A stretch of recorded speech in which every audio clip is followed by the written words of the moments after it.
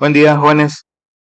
El día de hoy les traigo el tema de pensamiento matemático 3, la construcción histórica del cálculo. Hoy vamos a explorar un tema que quizás les suene un poco intimidante al principio, pero que les aseguro que les va a sorprender. Muy bien. Antes de que alguien piense, ay no, más matemáticas complicadas, déjenme hacerles una pregunta. ¿Cuántos de ustedes usaron su celular para llegar hasta aquí hoy? ¿O cuántos de ustedes vieron un video en YouTube o en TikTok ayer o incluso hoy mismo?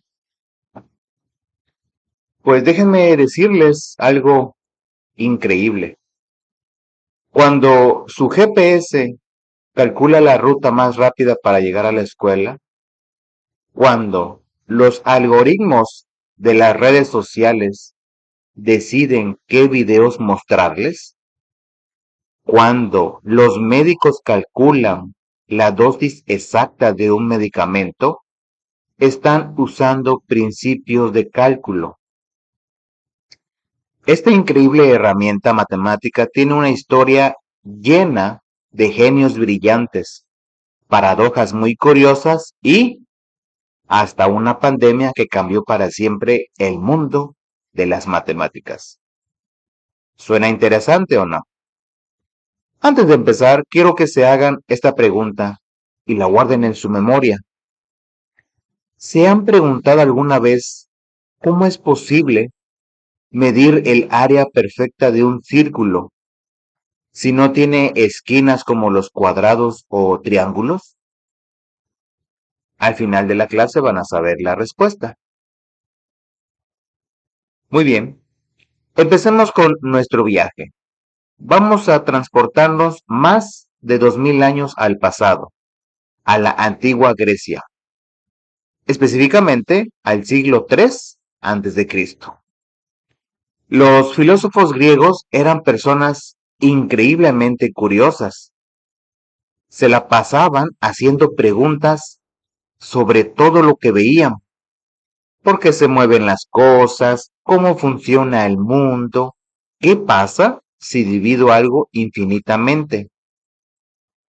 Uno de estos pensadores se llamaba Zenón de Elea, y este señor se dio cuenta de algo que hasta entonces nadie había notado, que el movimiento era muchísimo más complicado de lo que parecía a simple vista.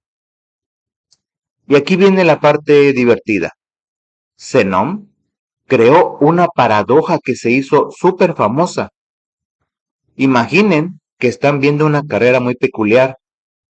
Por un lado tenemos a Aquiles, el héroe griego más rápido que existía, un corredor increíblemente veloz. Y por el otro lado, una tortuga, el animal más lento del mundo. Aquiles, muy confiado en que va a ganar sin ningún problema, le dice a la tortuga, oye, para que sea más justo, te voy a dar ventaja. Empieza más adelante que yo. Comienza la carrera. Aquiles corre súper rápido hacia el punto donde empezó la tortuga. Pero cuando llega ahí, sorpresa, la tortuga ya no está. Se movió un poquito más adelante. Entonces aquí le dice, no hay problema, voy hacia donde está ahora la tortuga. Pero cuando llega a ese nuevo punto, la tortuga se volvió a mover otro poquito. Y otra vez, y otra vez, y otra vez. Según el razonamiento de Zenón, Aquiles nunca podría alcanzar a la tortuga. Obviamente todos sabemos que en la vida real Aquiles sí alcanzaría y rebasaría a la tortuga fácilmente. Pero esta paradoja nos enseña algo súper importante, que el espacio y el tiempo se pueden dividir infinitamente en partes cada vez más pequeñas. Esta idea sería fundamental para lo que viene después. Ahora vamos con otro griego genial, Arquímedes.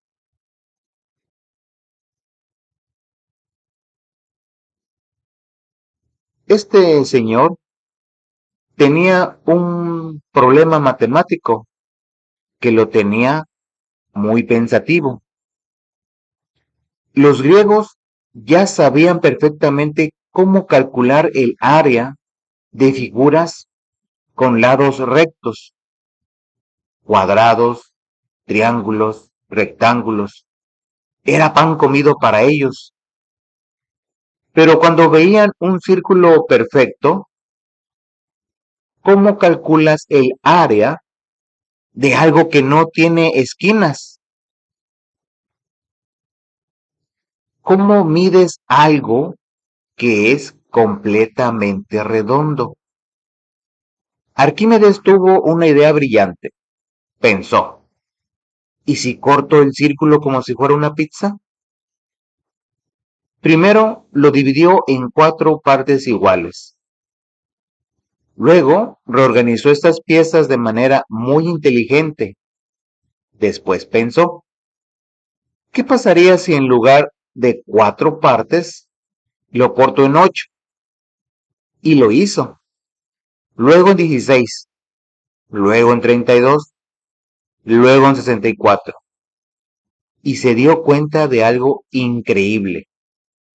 Mientras más pequeñas fueran las partes, la figura que se formaba al reorganizarlas se parecía más y más a un rectángulo perfecto. Y así descubrió que el área del círculo era exactamente igual a un triángulo que tenía como base la circunferencia completa del círculo y como altura el radio. ¿Saben qué es lo más impresionante de todo esto? Que Arquímedes, sin saberlo, estaba usando conceptos que hoy llamamos límites y cálculo infinitesimal. Hace más de 2000 años ya estaba pensando como un genio del cálculo. Después de Arquímedes pasaron muchos siglos. El conocimiento griego se guardó en bibliotecas y monasterios, esperando que alguien más los redescubriera. Hasta que llegamos al siglo XVI, durante el Renacimiento. Matemáticos como René Descartes y Pierre de Fermat comenzaron a estudiar estos textos antiguos y se dijeron, oye, ahí hay ideas increíbles que podemos desarrollar más. Fermat especialmente comenzó a sentar las bases para lo que vendría después, pero los verdaderos genios del cálculo aún estaban por llegar. Y aquí llegan nuestros 2 grandes protagonistas de esta historia. Pero antes de presentarlos, déjenme contarles algo que les va a resultar muy familiar. Estamos en el año de 1665, en Londres, Inglaterra. Se desata una pandemia terrible, la peste bubónica, conocida como la peste de Londres. Las autoridades toman una decisión drástica. Cierran las universidades. Todos los estudiantes tienen que regresar a sus casas. El distanciamiento social se vuelve obligatorio. ¿Les suena conocido? Uno de esos estudiantes era un joven de 23 años que estudiaba en la Universidad de Cambridge. Su nombre, Isaac Newton. Newton se fue a su casa de campo en Woolsthorpe en medio del aislamiento más absoluto. Mientras miles de personas morían por la pandemia, este joven genio estaba en su casa aburrido, sin clases que tomar, sin profesores que lo guiaran. Y fue precisamente en este periodo de cuarentena que Newton desarrolló gran parte del cálculo diferencial e integral y sus famosas leyes de gravitación universal. Este periodo se conoce como el Annus Mirabilis o Año Milagroso de Newton, una pandemia que cambió la ciencia para siempre. Newton se hacía preguntas muy interesantes. Observaba los objetos cayendo y pensaba, si una manzana cae de un árbol, sabemos que va acelerando mientras baja, pero ¿cuál es exactamente su velocidad en cada momento específico de la caída? No la velocidad promedio, sino la velocidad en este segundo preciso, y en este otro segundo, y en este otro. Esta pregunta lo llevó a desarrollar conceptos fundamentales sobre lo que ahora llamamos función y tasa de cambio. Pero Newton no fue el único. Al mismo tiempo, pero de manera completamente independiente en Alemania, había otro genio trabajando en lo mismo. Gottfried Wilhelm Leibniz era un hombre increíblemente inteligente. Era filósofo, matemático, científico, diplomático, jurista, historiador y bibliotecario. Un verdadero hombre de renacimiento. ¿Saben que Leibniz aprendió latín a los 9 años leyendo a autores clásicos? A los 17 ya tenía un título en filosofía y a los 20 un doctorado en leyes.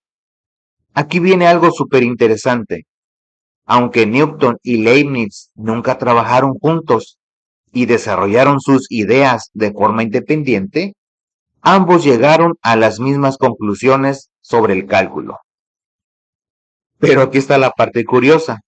Newton desarrolló la mayor parte de la teoría, las ideas fundamentales del cálculo, pero Leibniz fue quien creó los símbolos y la notación matemática que usamos hoy en día.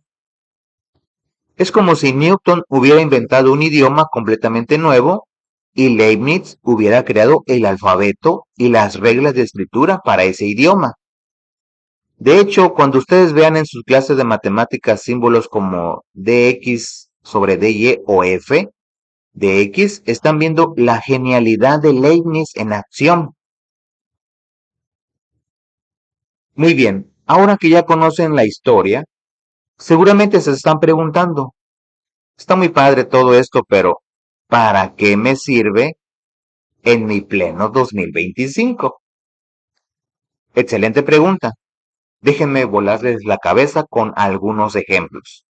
Primero, en medicina.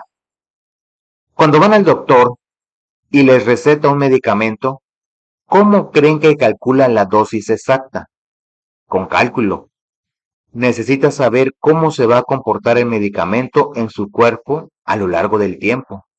Segundo, en tecnología. Aman los videojuegos.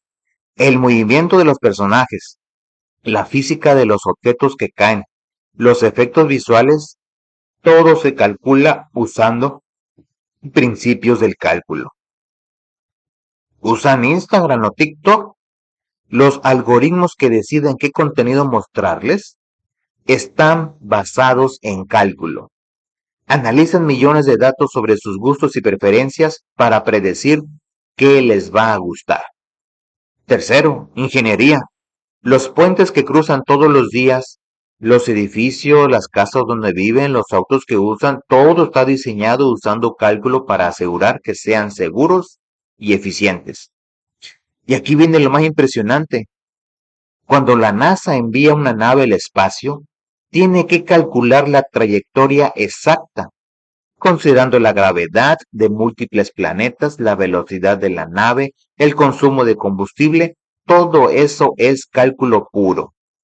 Incluso Netflix usa cálculo para recomendarles películas y series.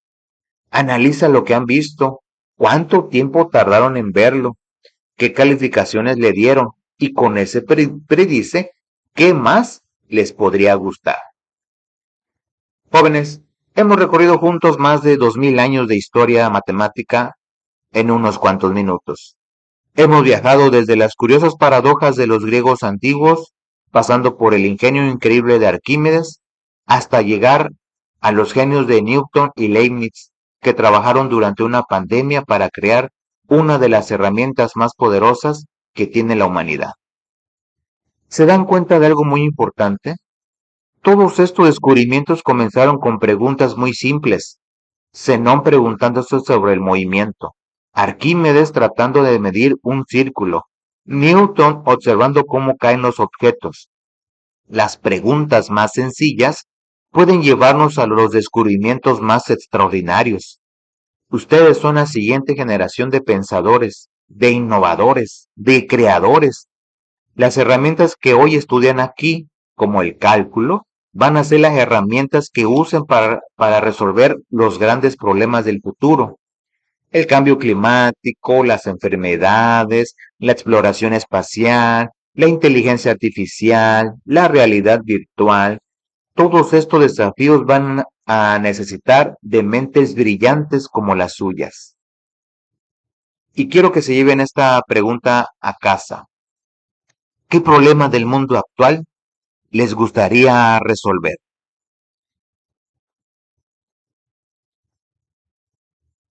¿Qué pregunta simple pero profunda les gustaría hacer y responder?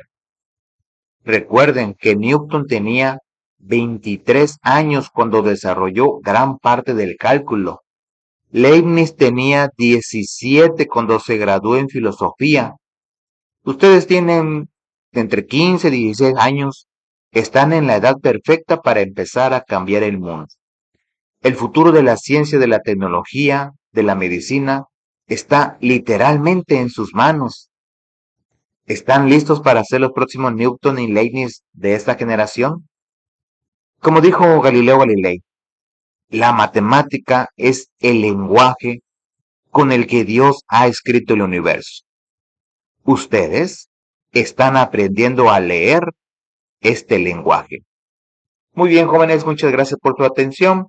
Recuerden suscribirse al canal, denle me gusta, comenten y compártanlo con sus amigos. Eso es todo por este video. Que tengan un excelente día.